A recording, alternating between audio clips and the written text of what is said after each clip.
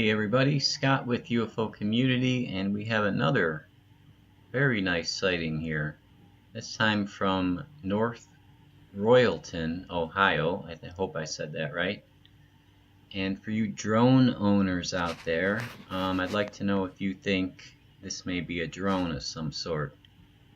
I imagine all drones have the four corner blades, which keep them in the air, and I don't see that here. But again, I'm not an expert on drones, so let me know what you guys think in the comments.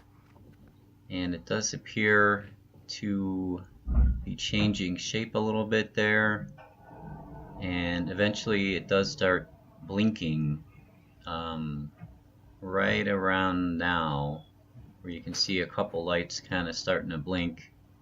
And it's going to go behind this tree and then eventually disappear. So it's very close sighting. I left the volume on and you cannot hear anything except the guy moving around with his camera. So I think it's a real good one. So let me know what you guys think, and we'll see you on the next video.